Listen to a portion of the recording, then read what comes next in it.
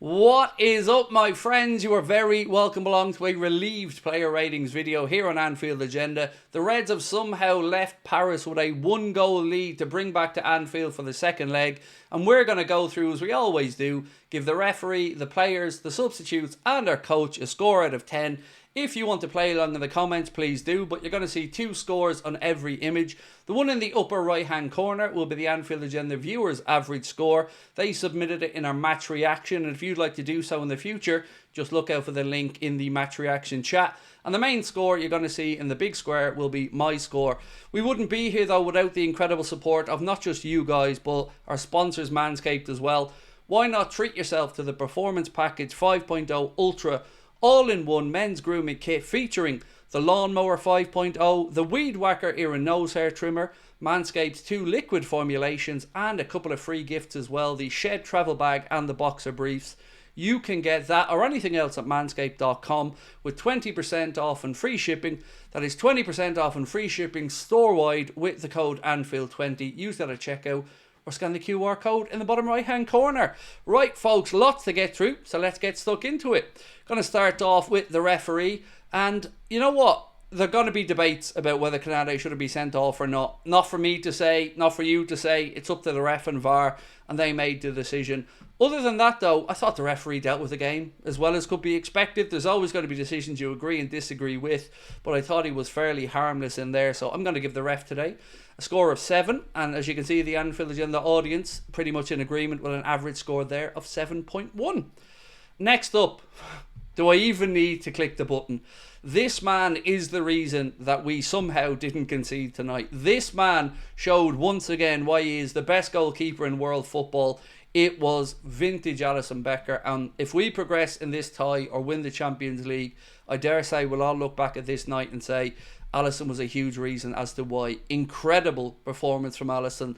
I thought he had go gadget arms at one point. Don't understand how he was able to pull off some of those saves, but very grateful he did. So it will be no surprise to anybody to see Alisson Becker get a 10 from me and a 10 from the Anfield Agenda audience, and that is very, very rare, that when you're averaging over 1,000 player ratings requests, you're going to get a 10. That's how impressed people were with the great man tonight. Alisson Becker, thank you, sir. Next up, Mr. Trent Alexander-Arnold. And I'm going to say it out loud, and I'm going to say it proudly to the camera. I thought that he played really, really well defensively tonight. Loads of one-on-one battles that he won against some very, very pacey and tricky players. Didn't have too much going forward tonight, but nor did we as a team. I think he can be very, very happy with that performance. I'm certainly happy with his performance. So I've given Trent today a score of 8.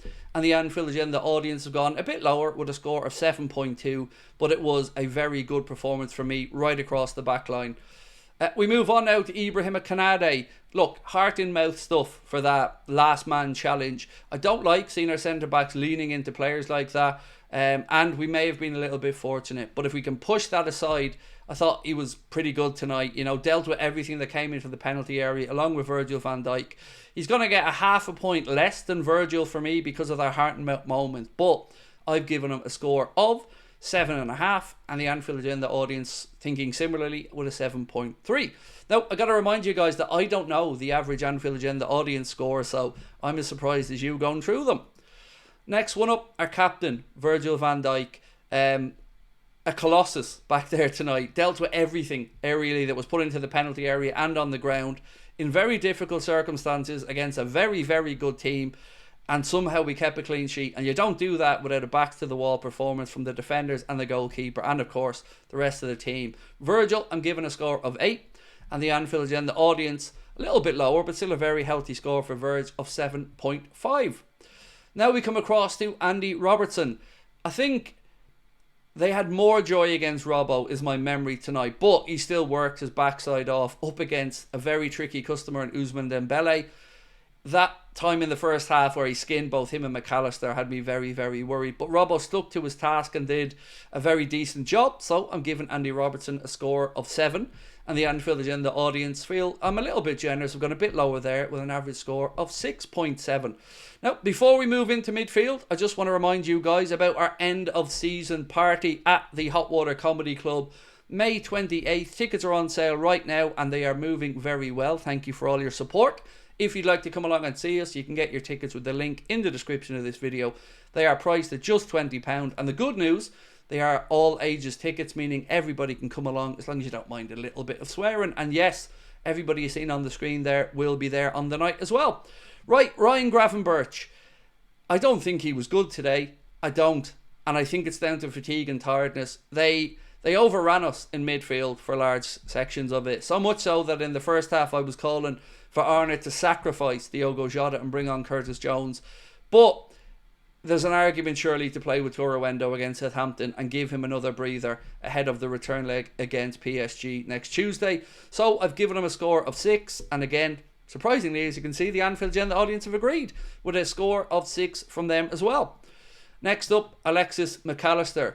It was always going to be a difficult night for him, knowing he was walking a tightrope with regards to the yellow cards. If himself or Elliott or a couple of other Liverpool players that I can't remember off the top of my head picked up a booking, they would be suspended for the second leg. So he did well not to get that booking, but it wasn't his best performance. Again, the youthfulness and endeavour of that PSG team just had us chasing our tails for most of the night.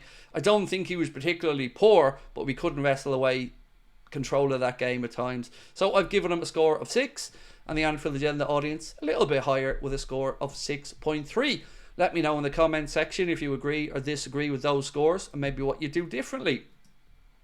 Next up, probably for me our best midfielder that started the game tonight, Dominic Szoboszlai. A very difficult game, and yes, we were loose in possession, and yes, the passing wasn't good enough, and yes, sometimes Dom and others ran down blind alleys, but he never stopped working, never stopped covering ground, never stopped tracking back to help out. And for me, he was the best of the 3 in midfield, but it was by no means a vintage Liverpool midfield performance. So I've gone for a 7.5 for Dom, and you guys have gone a bit lower. And do you know what? Thinking back on it, I may be a little bit half a point too generous there for Dom. So if you'll allow me, I'll change that to a 7. Let's all blink and pretend we've seen 7, right? There you go, 7. So there you go, 7 for me and 6.7 for the Anfield Agenda audience. Let us know in the comment section what you think. Now we move on to Mohamed Salah. You want me to be honest, right? Awful. And I'm not just talking about the fact that we didn't really create much. I just mean awful. Range of passing that we take for granted wasn't there. He was just not at it tonight. He looked lost out there. He looked fatigued out there. And I don't know, maybe it's observing Ramadan. Maybe it's the games catching up with him. I really don't know, to be honest with you. I'm clutching at straws. But you don't often see that type of performance from Mo. The part that really frustrated me was the time where Darwin Núñez was busting a gut to get to the middle, and he had a very achievable ball through that didn't even make it past the first man, and I just thought that that was his worst performance of the season. So I'm going to reflect that in the score and give him a 5, which apparently is too generous according to the Anfield Agenda audience, who've gone for an average from Mo of 4.8. Next up, Luis Diaz, equally as poor. Had more output than Mo, certainly tracked back and helped and cover the ground a bit more, but again, him and Diogo Jota and Mo were giving us no outlet. They were giving us no way of getting out of defence or getting a breather or holding the ball up or linking up play. You don't really see us talking about a toothless attacking performance from Liverpool very often, but I think you could pick any of those 3 starters up top tonight and make an argument that they just didn't put in a good enough shift. So Lucho, I'm giving a 5.5, and the Anfield Agenda audience, a little bit lower, have gone for a 5 for Luis Diaz. Diogo Jota, it just confused me, some of the decisions he was making. We had no out ball behind because he hadn't got the pace to get in behind the defenders and trouble them. He hasn't got the height to deal with an area or the physicality to hold up possession. And it just looked like the incorrect decision from Arnott to play him. Look, I can understand it. There's no Cody Gakpo, and you probably don't know what Darwin you're going to get. But this is a performance that Diogo Jota will look at and know that he could have done a lot better in. So I'm going to give Diogo a score of 5. And the Anfield Agenda audience, again, a little bit lower with an average of 4.8. Next up, Curtis Jones, who I thought did really, really well when he came on. If there's one thing we can say tonight positively, it's that the substitutions that Arna made had a good impact on the game. And Curtis Jones will certainly be one that Arna, I think, will look to for the second leg. So for me, Curtis gets a score of 7.5 coming off the bench, which is a very healthy score. And the audience have gone for a 7. Let us know what you think on Curtis Jones. Do you agree with me that he made a big impact when he came off the bench? Darwin Núñez. we don't win that game without Darwin. I know we'll talk about Elliott in a second, because it was Elliott that scored. But it was Darwin's tenacity, his battling qualities, and his leap that caused some trouble at that defence. Fought for the second ball, squared it across to Elliott. So Darwin Núñez made a huge difference when he came on today. I call it as I see it. I criticise him when I need to. I praise him when I need to. That was the Darwin that we're used to with regards to fighting ability and giving us an outlet and the ability to stretch the game a bit. So hugely impressive display when he came on. I'm giving him an 8, and the Anfield Agenda audience have gone for a 7.8. Now, an 8 from the bench to me is a massive, massive score. And I'm not saying that he's redeemed everything, but I'm not a hater. I call it as I see it, and I think he deserves that 8 tonight. So well done, Darwin. Next up, Wataru Endo. People keep giving out to me for my pronunciations. I apologise. Endomania was running all over Paris tonight when he came on. Absolutely shutting them out. Continues to impress. I'm sure Arne Slot will continue to give him options, and maybe he starts against Southampton. I'd start him against Southampton, but tonight, again, very impactful off the bench. I've given him a score of 7.5, and the Anfield Agenda audience have gone even higher with a score of 8. Let us know what you think in the comments, but either way, Endo did really, really well when he came on, a model pro. Harvey Elliott, a man who hasn't gotten many opportunities from Arne Slot this season, and his first touch, I believe, was his finish for that goal. He had to open up his body, play it across the keeper, who probably will feel Donnarumma could have done a little bit better with it, but I'm so happy for Harvey Elliott, because that's going to be a big moment in our season. To score that goal away in Paris, a bit of a snatch and grab. I hope it spurs him on and gives Arne Slot more confidence in him, but he can be delighted with his impact. So 9 from me for Elliott off the bench. How could I not give it to the man who scored the goal that gives us the lead? And the Anfield Agenda audience have gone with an 8.7. Let us know what you think. Harvey Elliott, should he be getting more minutes? Now, lastly, but by no means least, the manager. This one I struggled with, because tactically it looked like Paris Saint-Germain got it right and we didn't.